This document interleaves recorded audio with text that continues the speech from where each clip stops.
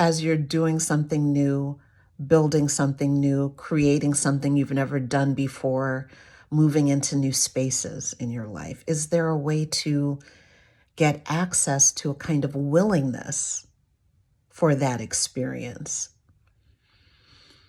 I think if there is a way to experience willingness, step one is a kind of somatic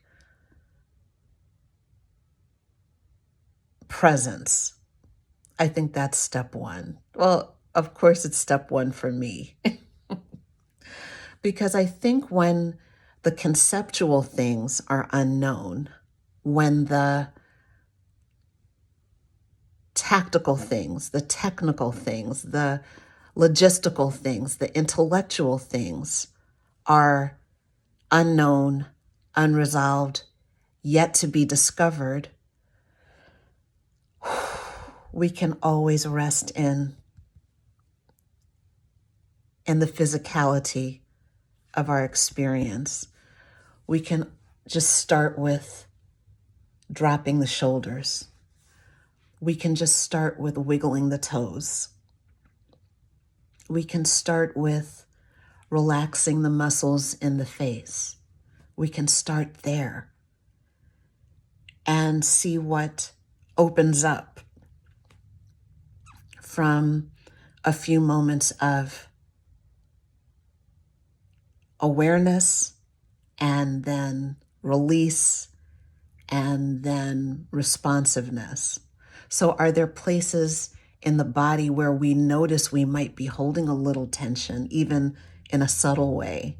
And can we use those places in the body to do a practice of noticing and then letting go? And then can we notice what comes up after that? Can we notice what insights, what memories, what ideas, what desires, what dreams become noticeable and present after we acknowledge the physicality and relax the physical body? What comes up after that?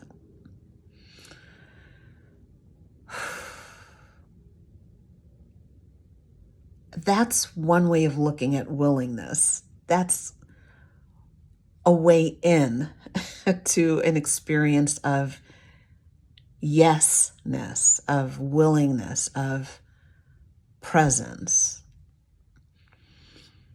And then we're willing to just take a little tiny step forward this way. I was thinking about the fact that we go this way and that way, which is the figuring out and the processing and the preparing and the questioning and the wondering and all the conjecture and the opinions and all that. But then there's this way, which is when we have to take a step forward. And that can be a challenge. So one of the things I've told myself in the past month or two is I can just go 1 millimeter and trust that the 1 millimeter is fine because cumulatively I'm going the right way. Not the right way, but I'm moving forward. I'm getting out of the hamster wheel of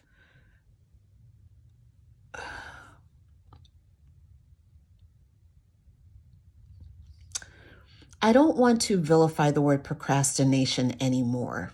I've done enough of that, and I think a lot of people have. There is some value and some wisdom in the process of procrastinating sometimes. And I guess wherever we are is where we are.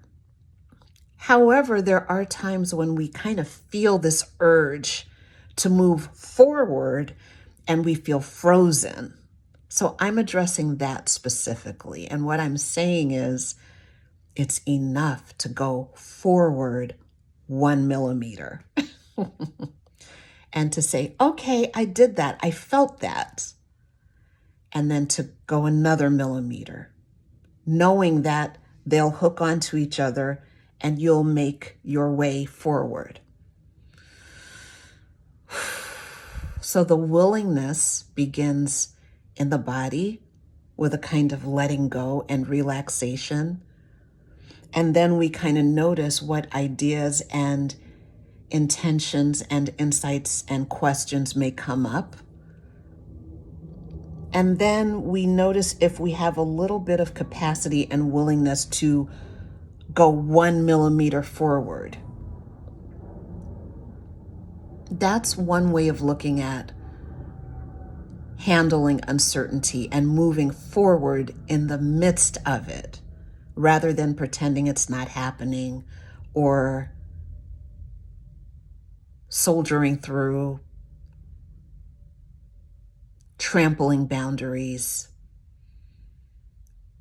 doing the gladiator yelling and screaming, fake it till you make it.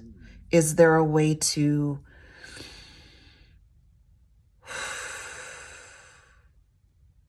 preserve our energy and ease our way through?